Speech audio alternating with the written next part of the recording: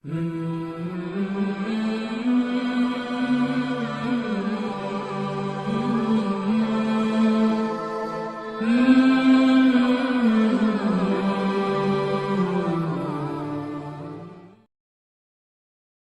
جا سکتا ہے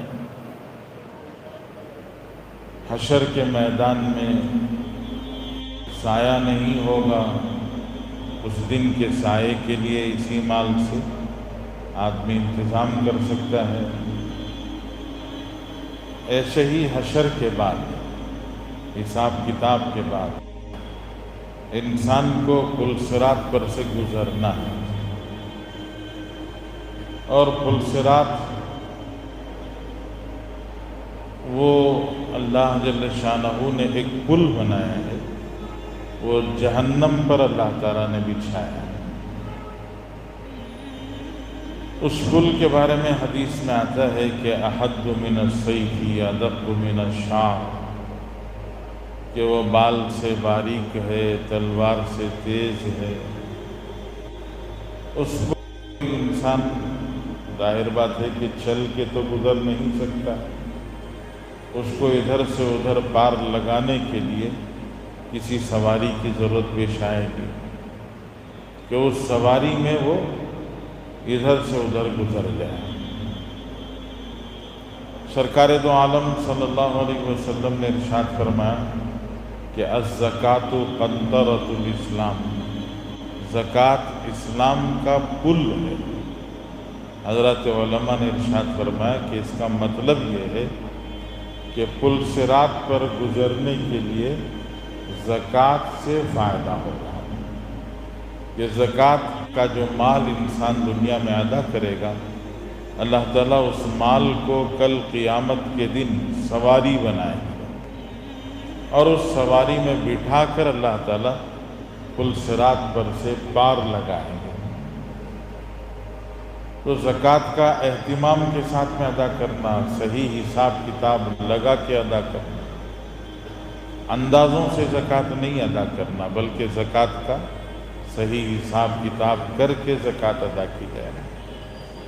بہت ساری باتیں تفصیل سے آپ کے سامنے زکوٰۃ سے متعلق فجر کی نماز کے بعد بہت سارے مسائل، فضائل، سب کچھ آپ کے سامنے آ چکے ہیں۔ میں مال کے صحیح استعمال کے بارے میں آپ کو بتا رہا ہوں۔ اور چوتھی چیز کہ جنت کی چابی، قرآن پاک میں اللہ تعالیٰ نے فرمایا ان اللہ اشتری من المؤمنین انفسهم واموالهم بان لهم الجنہ، کہ ایمان والوں سے اللہ تعالیٰ فرما رہے ہیں کہ اللہ تعالیٰ تمہارا مال اور تمہاری جان خریدنا چاہتے ہیں، اور تمہارے مال اور تمہاری جان کے بدلے میں اللہ تمہیں جنت دینا چاہتے ہیں، کہ اس جان اور مال کو اللہ کی خوشنودی میں لگاؤ، اور صرف اللہ کی خوشنودی میں نہیں بلکہ اللہ جل شانہ کے کلمے کے بلند کرنے میں لگاؤ، کہ تمہاری یہ جان اور تمہارا یہ مال اعلائے کلمت اللہ کے لیے لگاؤ، کہ اللہ کا کلمہ دنیا میں بلند ہو جائے۔ یہی تمہارے جان اور مال کا گویا اصل مقصد ہے، کہ اگر جان اور مال کو رضائے الہی اور کلمہ الہی کے بلند کرنے کے لیے لگاؤ گے تو اس پر اللہ تعالیٰ تمہیں جنت کی چابی عطا فرمائیں گے۔ تمہاری جان کو خریدیں گے، تمہارے مال کو خریدیں گے، اور جان و مال کے بدلے میں تمہیں جنت کی چابی ملے گی۔ تو میں یہ عرض کر رہا تھا کہ مال ضرورتوں کے پورا کرنے کے لیے ہے، دنیاوی رونق کے بڑھانے کے لیے بھی ہے، لیکن ساتھ ہی ساتھ قبر کا چراغ بھی اسی مال سے، حشر کا سایہ بھی اسی مال سے، پل صراط پر گزرنے کی سواری کا انتظام بھی اسی مال سے، اور جنت کی چابی بھی اسی مال سے خریدنی پڑے گی۔ تو اللہ جل شانہ نے جہاں ضرورتوں کے پورا کرنے کے لیے سہولت دی، وہیں اللہ تعالیٰ نے اس مال کے صحیح استعمال کی ترغیب دی۔ کیوں ترغیب دی؟ اس لیے کہ مال کی محبت انسان کی جڑوں میں، دلوں میں، دل کی جڑوں میں اتر گئی ہے کہ مال سے انسان کو بڑی محبت ہے۔ مال خرچ کرنے میں انسان کے اندر بڑی بخالت ہوتی ہے۔ بہت سارے اللہ والے، ان کی عادت ہوتی تھی کہ اپنے جیب میں جو پیسے ہوتے، نوٹ آج کے زمانے کے اعتبار سے تو خرچ کرنے کی ضرورت پیش آتی، چاہے اپنی ضرورت میں خرچ کرنا ہو، چاہے صدقہ خیرات کرنا ہو، تو ہمارے اکابر بزرگان دین کی عادت یہ تھی کہ جیب میں جو نوٹ ہیں اس میں سے سب سے زیادہ نیا اور سب سے زیادہ کڑک نوٹ وہ خرچ کرتے ہیں۔ کیوں؟ اس لیے کہ آدمی کو نئے اور کڑک نوٹ سے زیادہ محبت ہوتی ہے۔ 500 کا نوٹ وہ بھی یہ بھی دونوں وہی 500 کے نوٹ ہیں، لیکن جب ضرورت پیش آتی ہے خرچ کرنے کی تو آدمی یہ دیکھتا ہے کہ پرانا نوٹ نکال کے دے دو اور نیا نوٹ اپنے ہی پاس رکھو۔ تو یہ نئے نوٹ کے اپنے پاس رکھنے کی جو کمزوری ہے، یہ کمزوری وہی مال کی محبت ہے۔ اور آج کا زمانہ بھی لوگوں کے پاس مختلف قسم کے کارڈز آ گئے ہیں، ڈیبٹ کارڈ، کریڈٹ کارڈ۔ بہت ساروں کی عادت یہ ہے، بلکہ انسانی مجبوری، انسانی فطرت، مال سے محبت کا تقاضا یہ ہے کہ کیش جیب میں ہوتے ہوئے بھی آدمی کا دل نہیں چاہتا کہ اپنا کیش خرچ کرے، بلکہ وہی خرچ وہ یا تو کارڈ سے، ڈیبٹ کارڈ سے کرتا ہے یا کریڈٹ کارڈ سے کرتا ہے۔ اور یہ بھی وہی نشانی ہے کہ دل میں محبت مال سے بیٹھی ہے کہ یہ جو پیسہ جیب میں ہے وہ خالی نہ ہو، چاہے کسی اور جگہ سے پیسہ میرا ہی خالی ہو۔ یہ فطرت ہے انسان کے اندر، مال کی محبت انسان کی فطرت کا تقاضا ہے۔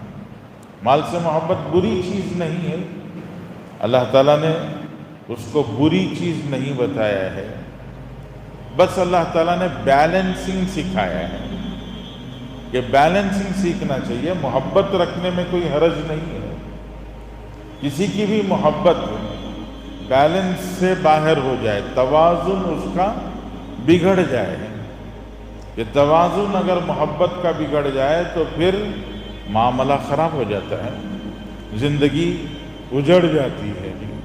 اپنی اولاد سے جتنی محبت کرنی چاہیے اتنی محبت کوئی باہر والے سے نہیں کرتا، دوسروں کے بچوں سے نہیں کرتا۔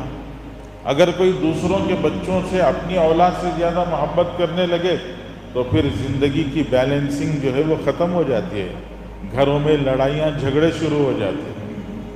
کیوں؟ توازن بگڑ رہا ہے۔ تو ایسے ہی اللہ تعالیٰ نے مال سے محبت کی اجازت دی ہے، لیکن مال سے محبت کی اجازت کے ساتھ میں اللہ تعالیٰ نے بیلنسنگ سکھایا ہے۔ محبتیں انسان کے دل میں بہت ساری ہیں، رشتوں کی محبت ہے۔ قرآن میں اللہ تعالیٰ نے 8 چیزیں گنائی ہیں جن سے انسان کو محبت ہوتی ہے۔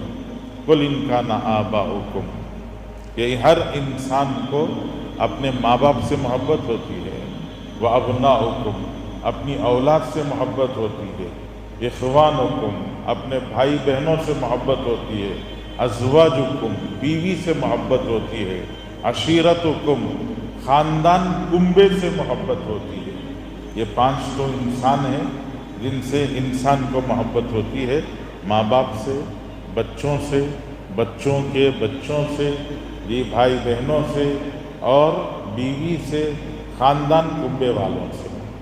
ان کے علاوہ 3 چیزیں ہیں، انسان نہیں ہیں، وہ 3 چیزیں ہیں جی۔ تجارت تخشون کسادها، اموال اقترفتموها ومساکن ترضونها۔ اللہ تعالیٰ نے 3 چیزیں اور بتائی کہ ایک مال جس کو تم نے محنت سے کمایا اس سے بھی محبت ہوتی ہے، ایسے ہی تجارت، بیپار، مزدوری، نوکری، جس سے بھی انسان کا رشتہ بندھا ہوا ہے، اس تجارت سے محبت ہوتی ہے، اس میں نقصان ہو جائے تو دل کو تکلیف ہوتی ہے۔ تو اللہ جل شانہ نے فرمایا کہ تجارتوں سے محبت یہ انسانی کمزوری ہے۔ مساکن تردونہا، جن گھروں میں تم رہتے ہو ان گھروں سے محبت، جھوپڑی ہی کیوں نہ ہو، اپنا جھوپڑا اپنے کو پیارا ہے۔ ہر انسان کو محبت ہوتی ہے اپنے گھر سے۔ تو اللہ جل شانہ نے فرمایا کہ یہ 8 چیزیں ہیں جن سے تم محبت کرتے ہو، ان کو ایک پلڑے میں رکھو۔ دوسرے پلڑے میں 3 چیزیں اور ہیں جن کو رکھنا ہے۔ کون سی؟ اللہ کی محبت، رسول اللہ کی محبت، اللہ کے دین کے لیے جد و جہد، کوشش، اللہ کے دین کے لیے جہاد کی محبت۔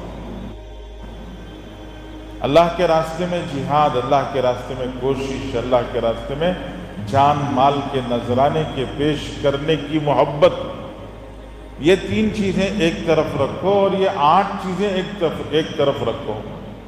اب اللہ جل جلالہ من والو فرماتے ہیں کہ یہ 3 چیزوں کا پلڑا ہمیشہ نیچے جھکا ہونا چاہیے اور یہ 8 چیزوں کا پلڑا ہمیشہ اوپر اٹھا ہونا چاہیے۔ جس لمحے یہ جھکا، یہ اٹھا، بربادی آ گئی۔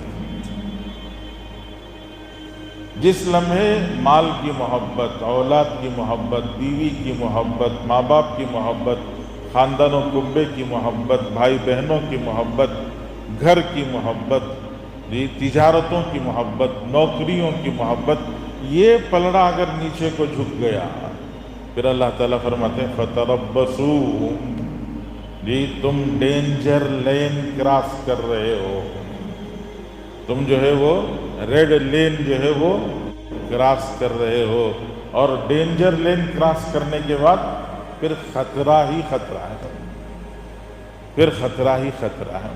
تو محبت رکھنے سے انکار اللہ تعالیٰ نہیں کرتے ہیں، لیکن اللہ صرف سمجھاتے ہیں کہ محبت کو بیلنس کرو، کہ اس محبت کو جھکا کے رکھو، اس محبت کو اٹھا کے رکھو، کہ اللہ سے محبت بڑھ کے رہے، رسول اللہ سے محبت بڑھ کے رہے، وہ جہاد فی سبیلہ، راہ خدا میں جہاد کی محبت یہ بڑھ کے رہے تمہارے دل میں، کہ اللہ کے دین کے لیے میری جان میرا مال لگانا ہے۔ تو کل میں نے عرض کیا کہ اللہ تعالیٰ یہ سمجھانا چاہتے ہیں، رسول اللہ صلی اللہ علیہ وسلم نے فرمایا انفق ینفق علیک، تم راہ خدا میں خرچ کرو، اللہ تمہارے اوپر خرچ کریں گے۔ اللہ تو خرچ کر ہی رہے ہیں، اللہ ہی نے تو سب کچھ دیا ہے۔ کیا ہے ہمارا اپنا اپنے پاس؟ ہمارا اپنا اپنے پاس کچھ نہیں ہے، جو کچھ ہے وہ اللہ ہی کا دیا ہوا ہے۔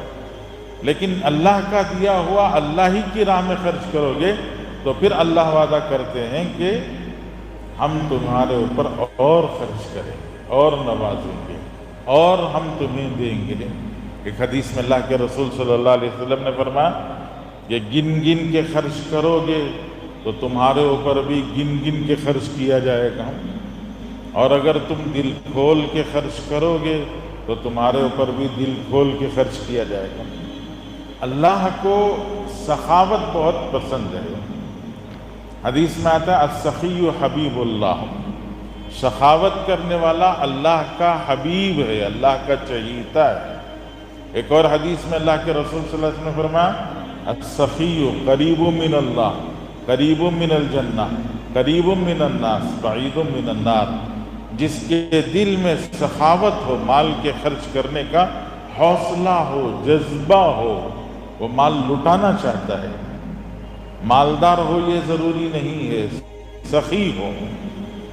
بہت سارے غریب بھی سخی ہوتے ہیں۔